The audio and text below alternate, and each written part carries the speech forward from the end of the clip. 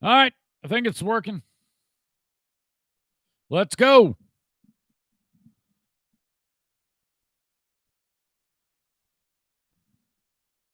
Pizza.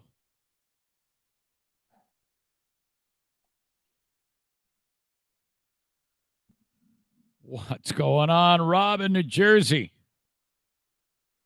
I think I'm having an itch flare up again right now. If you notice, like I'm squirming in the chair. Oh, God. What's wrong with my meat?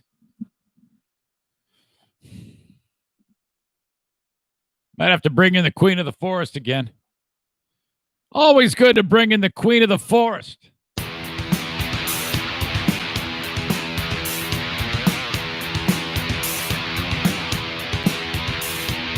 And now, here's a guy who got tired of being fired by corporate radio. So he took up being fired by Patreon subscribers instead. It's the Eric Zane Show podcast. Well, thank you, John. Hey, welcome to the Eric Zane Show podcast. Haven't heard from John in a while.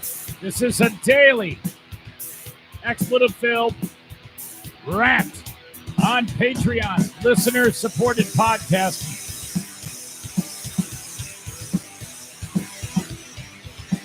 Covering news, nonsense, and my personal shenanigans. I had to start the podcast. Like, okay, the day's getting long. People are going to wonder what's up. Where are you? And then right when I was getting ready to start, they got the fire down below. This terrible burning, itching sensation, like I got shot by a rubber bullet by a cop. Did you see that story? Some guy, and I forgot where, one of the protests. He was like trying to keep the peace, and the cops shot like a rubber bullet at him point blank, and it hit him right in the package. And I guess it destroyed one of his balls, and he had to get it like removed. He's suing. I imagine he'll win. But I've speaking to the fire down below, that's what I got, man. I don't know what. I think it has something to do with shaving the man muff. The man muff needed to be trimmed, and I do this old school. I just use the same type of razor that you would use on your face. But it isn't like I put it on my face and then put it on my crotch and then put it on my face. No, there's specific blades for nut meat. And I'm an expert at this. I used to shave my entire body back in the triathlon days. Did you know that hair slows you down? Are you aware of this? That's why we would do that. It slows you down, especially over a long race, like minutes. Hair will slow you down. You don't move through the water as nearly as well.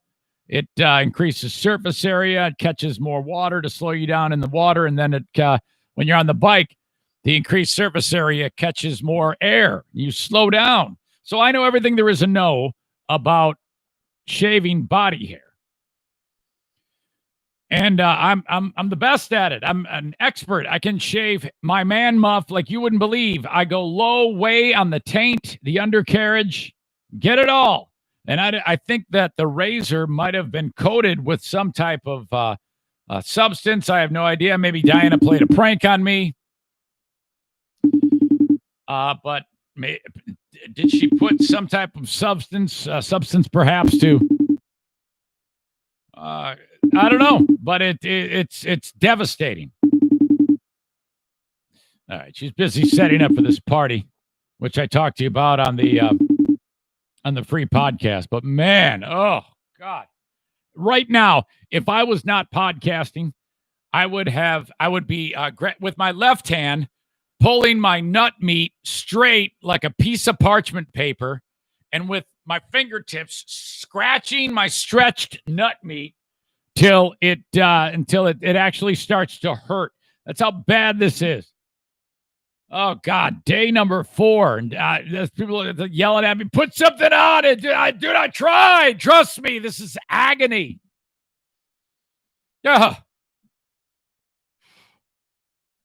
Let's see. Got Dean in here. Adam. refers to himself as a nearly hairless white ape. Patriot Nick says, stop scratching, Eric. It's going to blister. I don't care. The pain is better than the itching sensation. Ugh. Ingrown hairs, possibly. Dean says use baby powder.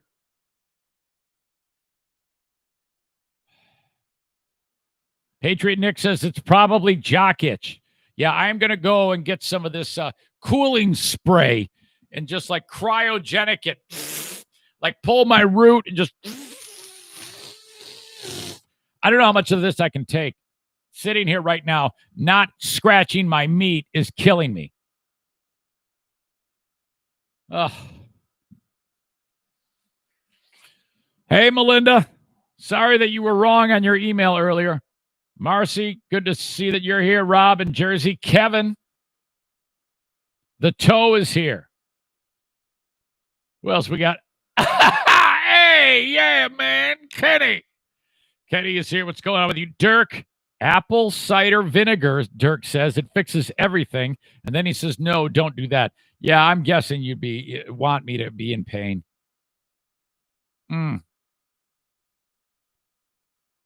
Rough. All right. Hey to the rest of you. If I missed you, sorry. Well, it was bound to happen. I talked about this yesterday.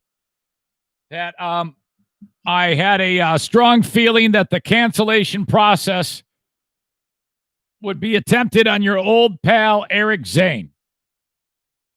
And it just as predicted, it has begun. Now, I think I was able to avert the issue, but I don't know.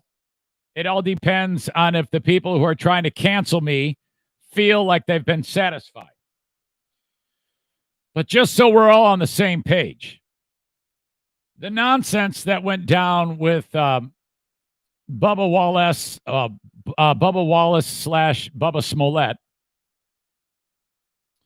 and the fact that the handle pull on the garage was said, oh, yeah, that's a noose. And then all this staged choreographed shit by NASCAR and got everybody all in a fuss. Turns out that was not at all what had happened. It was just a garage pull, and everybody, and then he dug his heels in and said, oh, no, that was a noose. It's just bullshit.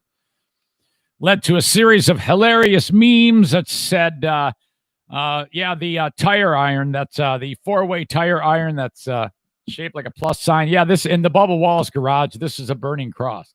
I published that meme. And everybody, I got overwhelmingly great support saying this is funny. Oh, my God, it's the truth. It's terrible, but it's so funny. Holy shit. About 5 people decided that they were going to cancel me. So they, as I indicated, they reached out to Mr. Illich, who in turn reached out, who is the boss of the Red Wings, who in turn reached out to Mr. DeVos, who is the boss of the Grand Rapids Griffins, who in turn reached out to one of my direct superiors. And lo and behold, during the podcast today, the freebie, you may have seen me go up, and I was getting a phone call. It's because that's who I was hearing from. And shit rolled downhill because of that, because of these cocksuckers trying to cancel me. They want my job. They want me fired. They are doing the old protest. You have a racist with you, all this shit. And so I'm called on the carpet via the phone. And I'm like, all right. So I handled it like this. I didn't handle it like I'm handling it with you now. But I did say, what we have here is what I explained to you on this and how it went. And I said, yeah, I put the meme down and I had a feeling this was going to go this way. And when I did realize that, I did delete it because I don't want to die alone on that hill, because I know how this goes. I know what's going to happen here. You're going to gather a few loud people who are going to hold the team as hostage, and you're going to try to get me fired. And they are. It's happening right now. So I said, so I deleted it, and I'm explaining myself. And they go, yeah, we don't want you doing anything that can make the you do what you want, but we don't want you to do anything that would make the team look bad, which is essentially knock it off or you're fired. So I'm like, no problem. I'm not. I like that job. I like what I do there. I enjoy my time there. I have countless friends that work there. So this is what. Yeah. I'm the racist. I'm a racist because I'm making fun of the fucking asshole, Bubba. What's his name? Not Wallace. Smollett. Bubba Smollett. So be pissed, ladies and gentlemen, because this is happening to me right now. I have been reduced to a podcast in my room that if they have their way, they're going to try to hunt me down on those sources. They're going to be watching, trying to cancel me on that because they're trying to cancel me on this. And honestly, I don't know what to do. If I've been reduced to this, well, I shouldn't say reduced. I love what this is, but let's be honest, it's small. And here I sit having to answer for a fucking meme. Me. Pissed me off. So, in our little world here, I'm talking about it with you because it infuriated me. Jesus. All right. Marcy says, why are people such idiots? Stevie says that's some bullshit and calls them pussies. That is bullshit. I hope you blocked the people who called them. No, I just deleted it as quickly as I could. I was panicked. Probably should have. I didn't do it. Bubba Smollett did it. I mean, seriously. So hopefully this will continue to. I think I put out the fire, and because the meeting then progressed with, hey, we got to get together and talk about the upcoming season, and I'm like, oh, okay, cool. So I think we're good. But this is pretty terrible. This is just pathetic. I certainly would not make it on the radio. There's no way in hell I would ever make it on the radio. That's why radio shows don't talk about this shit. They don't. They are scared to death of planting a flag. You know what I should do? I really want to get Stu on. I haven't talked to Stu in a while. He would love this shit. Wonder if I can surprise him. I do have plenty more things to talk about in the podcast that have nothing to do with this. Don't worry. But I got to get this off my chest. You are my sounding board. You are my therapy.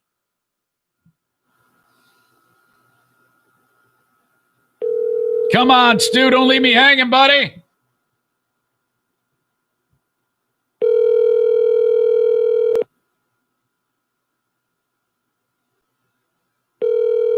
You ever do like me when you get into a few rings, you're like, oh, God, they're not going to pick it up, but I'm going to stay with it just in case. Hi, ball, Stu. All right. I just got done watching a video that you got to see. And there's no sense even playing the audio, but these are things that you have got to see on the show. Two things that I'm not going to bother playing because it's just noise. One is some guy, I think this took place in New York, who was in a domestic issue with his significant other, a lady. And she got fed up with him, and she took a butcher block knife, all right? And she didn't stab down like the point into his head. She brought it down like where the flat blade is hitting the top of his head, okay? Kind of like if you were to just bury a knife like this into a cantaloupe or a watermelon. It would go in so far, and you would be able to see it laying across the watermelon. Now imagine his head is the watermelon. Hold on, let me turn this off. The head is the watermelon, and she came down on it after he roughed her up. So he completely deserved it. So it stuck in. It looked like a one of those silly props that you get for Halloween, which makes it look like there's actually a knife in your head buried in the same way. Incredible. So he's walking around on the street and everybody's recording video of him. There's an ambulance guy there, and the guy is like way calm as the knife is literally sticking across his head out. And there's blood all over the place. But they said, do not remove the knife. It must be removed appropriately. If you remove the knife, you're going to bleed out.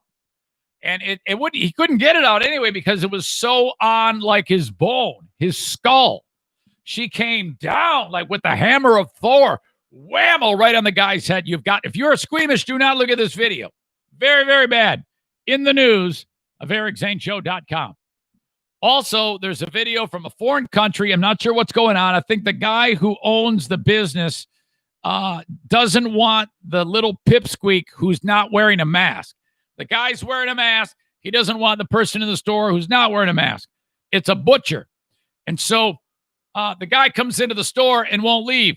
And the butcher who's wearing the mask, big burly guy, goes up to the skinny guy who's not wearing a mask. He's going to kick his ass. So what do you do when you're in a butcher shop and you want to kick somebody's ass? Well, you grab a sausage. So he grabs a enormous sausage, like huge, like one of Amanda's dildos. And he, honest to God, swings it at the guy and catches him flush right in the face. And then he throws the guy out and then hits him again with these really audible smacks. You'll hear it in the video. Then the guy is standing. He collects himself, skinny guy. He tries to kick fat ass and falls from a staircase and face plants. It's really, really bad. And he goes down, and the big burly guy, the butcher shop owner, grabs the sausage again and again beats him with the sausage. Incredible footage. You must see it.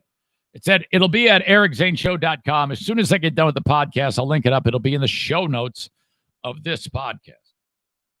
All right. Looking forward to Fear Bunker Trivia tomorrow at 7 p.m. If you got invited, got the usual suspects that will be there. I got 10 of you, 10 new people. Not new. I mean, I think we've all played before. Or you've all played before. If not, eventually you will play. And Kenny will be there too. So he's our 11th. He's our official 11th man on Fear Bunker Trivia. Okay? That is going to be a good time. If you aren't in the drawing for Fear Bunker Trivia, do send me an email, eric@ericzaneshow.com, if you are on Patreon. That would be awesome. All right. I want to get to this. This is a gentleman in Arizona. He is a councilman in some community of Arizona. And he is a Patriot Nick-styled freedom fighter. He believes what he believes in, even though he's wrong. In Arizona, there was discussion about if you don't wear a mask, you can get in big trouble. And then the word on the street was you could be like fined or arrested. Well, this guy is protesting that. And, the usual freedom fighters are there saying, freedom, patriots, freedom, patriots. Well, he's trying to rile the people up to get on board with what he's suggesting, that they must protest. Now, I can respect that, I guess.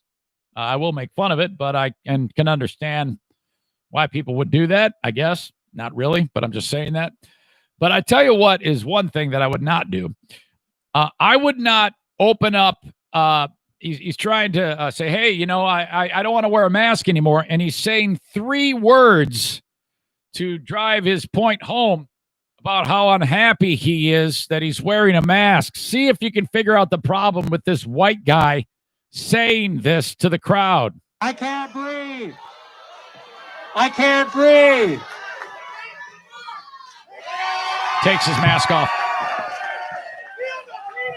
Insanity. Yeah, I don't know if I want to be on the side of using the words that have led to another civil rights movement, the words of a man as he died at the hands of a white cop you might want to back off of that. I can't breathe.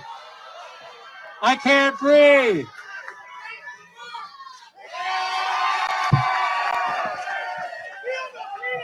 Insanity. Freedom. Did you hear him? That was Insanity. Patriot Nick. That was Patriot Nick. He's Freedom there. over fear. Freedom over fear. So to wear or not to wear? That is the question. Okay. You know, I'd happily wear a mask out of respect for my fellow citizen.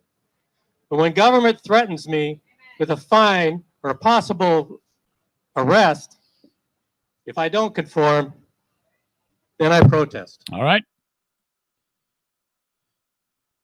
It's no surprise that he's being reprimanded, obviously, for starting with George Floyd's final words in the middle of a race war.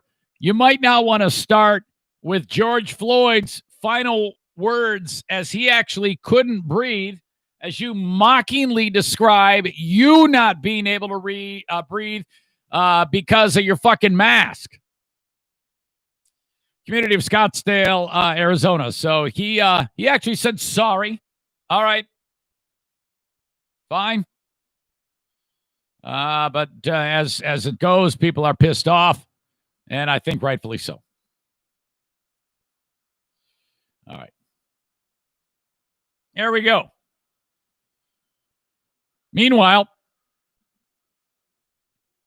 I want to talk to you about this. This is in the community of Nashville, Michigan, which is not far. Well, it's kind of far. It's about an hour and 10 minutes away from here. I think we got a dog from a person in Nashville. Lucy, the bulldog, we got out of no, but that was Hopkins. Anyway, Nashville's a small community. There is a small petting zoo creamery called Mooville Creamery or something like that. And you got a lady there who owns a business.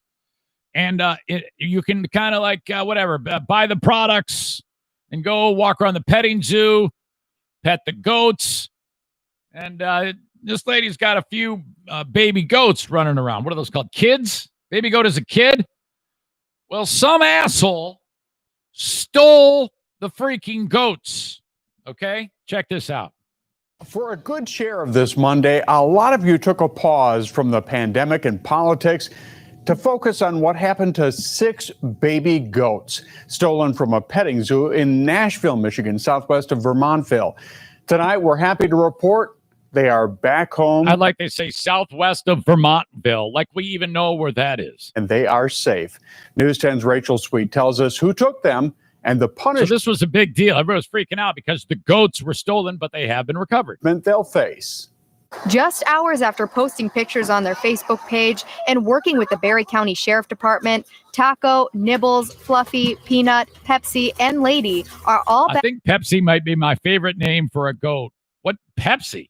Back home safely. Right here is where 4 of the 6 baby goats were stolen right out of the playpen. Lindsay Westendorp, who helps take care of the animals here at Mooville Creamery's petting zoo, says that they have video surveillance of the group of 4 people who took the goats.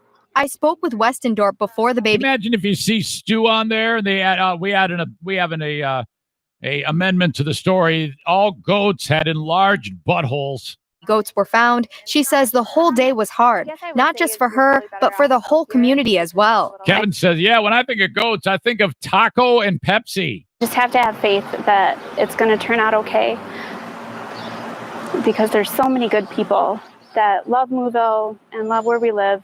And I just know that the people are going to do the right thing and they're going to bring the babies home. Barry County Sheriff Department says it was the help of Westendorp and social media that they were able to find the group of teens who took the baby goats.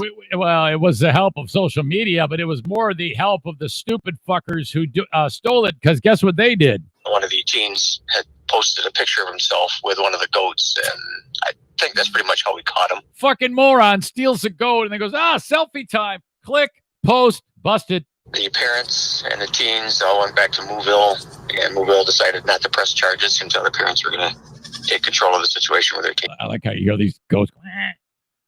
So Mooville said we're not pressing charges because the parents are going to kick these kids' ass. Westendorp didn't want to speak on camera after the goats were returned, but says she's happy they're home. She's now keeping them inside the barn for the night to make sure they're safe. Madison Franklin, who plans on purchasing 2 of the baby goats, was in tears when she found out that the goats were returned safely. I'm so thankful. God is so good. God is so good. I've been praying about this all day, and I know many people have. God's going like, come on, man.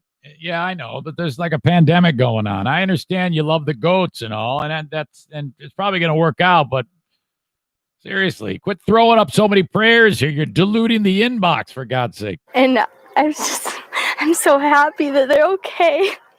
In Nashville, Rachel Sweet, News 10. All right, a happy day. We got the goats back. Also a happy day.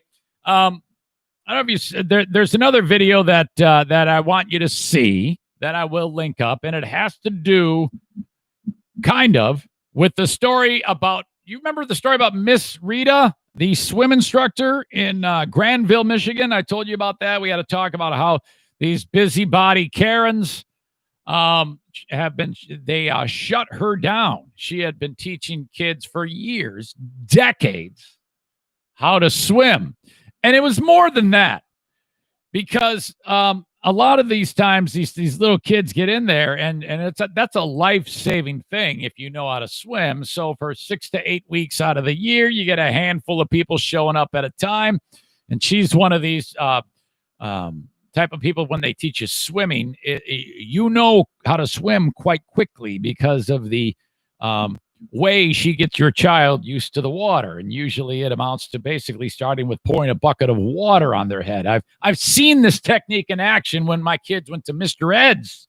Every town's got a Miss Rita, a Mr. Ed, whatever, in their town who teaches this type of swimming lessons.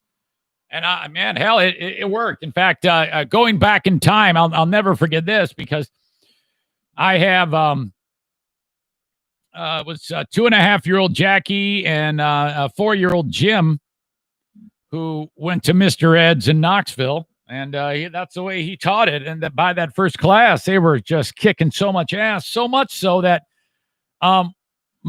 Jacqueline, no surprise, was so not afraid of the water that I remember one time at this house we owned in Knoxville, we had a pool. We've always had a pool. This one was an above ground pool, and she was, I was in the kitchen making dinner, and Jim and Jack were playing catch.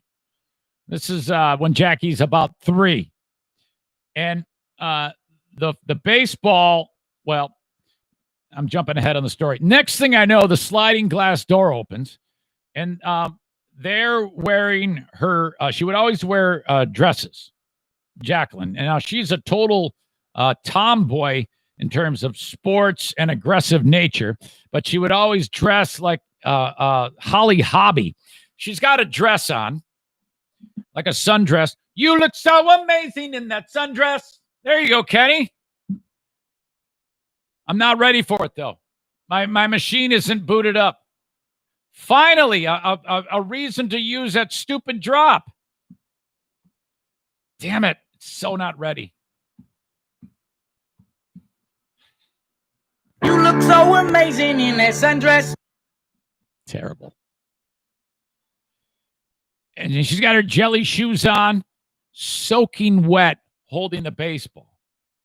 And she goes, Dad, look, I got it. I go, what the hell just happened? The ball went into the pool, and she dove into the pool. She climbed the fence, dove into the pool, and got it. And that's because she shouldn't have done that, but thank God she knew how to swim. Miss Rita's been teaching swimming lessons for over 30 years. The community, the Karens, didn't like that there'd be a few cars parked in the street, so they were all pissed off. So they shut her down. Well, because of, I actually signed a petition, and I normally don't do that. I actually signed the petition. The petition got 16,000 names, and people flooded Granville, Michigan's, city officials with complaints, and it friggin' worked. They reinstated her. Man, this is great news. Assistant City Manager Matthew Butts He's part of the crew that shut her down. He said we had complaints from residents in the neighborhood because of the traffic. So people responded and said, no way. So it is good news. She is back in business. And I just talked about this yesterday a little bit about that whole swimming technique that is saving young people. And this comes up because there is a new viral video going around of a swim instructor who takes an 8-month-old baby in Colorado Springs, takes the 8-month-old baby of 27-year-old mom Krista Meyer, and throws the kid in the pool. And the 8-month-old goes kerplunk down to the bottom. And then while the kid is underwater, the swim instructor gets into the pool and no panic or anything. And then, boop, the kid pops up and the kid's on his back. Smiling, knows how to do it. They teach this. This is incredible.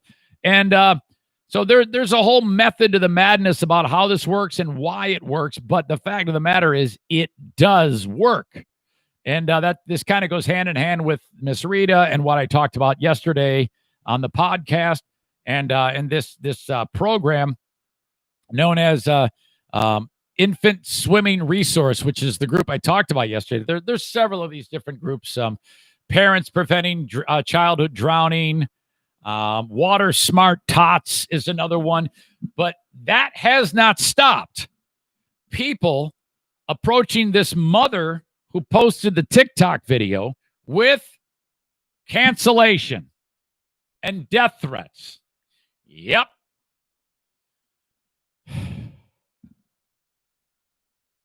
Oh, my God. I just want to unplug and go away. To think that people are like, look at, they're saying things like, why would you abuse your child like that? Why? You're killing your child. Unbelievable. People are going after her. I don't know if anything will come of it, but people have voices and they think one thing and they try to cancel someone from living their life. And the child's fine. The kid's great. I don't understand it, folks. Seriously, it's killing me. All right. As always, I want you to email the show, eric@ericzaneshow.com. I've got plenty of things going on today that I'm sure are going to spark a number of stories for tomorrow's show. As always, you are part of the great team of listener-supported podcasting. Again, I thank you so much for it all. Let's see if there's any... I got to check to see if there's any last-minute emails coming in or comments on the live stream.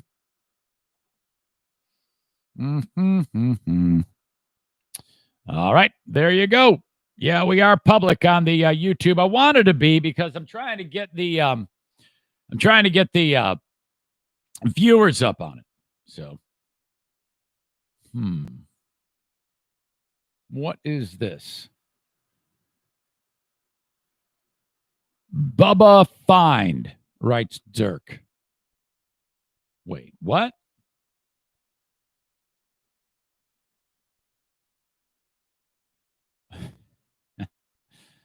All right. I don't think that has anything to do with, I'll have to dig into it. I thought it was going to be something that it could be revealed to me really, really quickly. Angry neighbor stops car parade for kid's birthday. Oh, that ought to be good. Thank you, Dean. And, all right. And, Dirk wants in on Fear Bunker Trivia. Very good.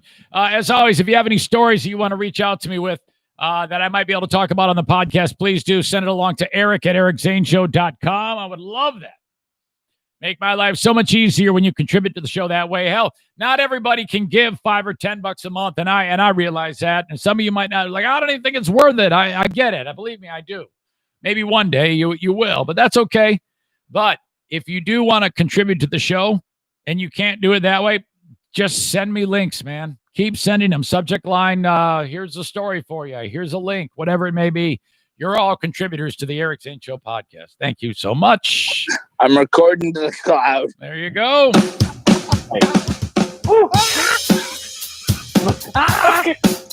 What is happening to Nick?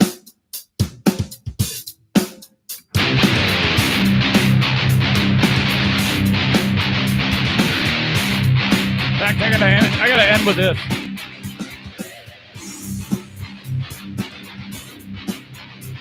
Where is it?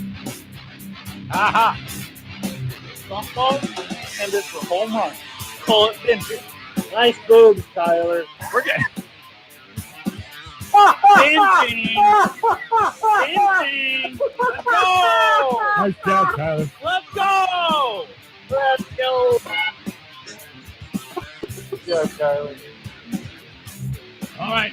That's it, folks. Thanks again for being part of the Eric Zane Show podcast. Talk to you down the road. Bye-bye.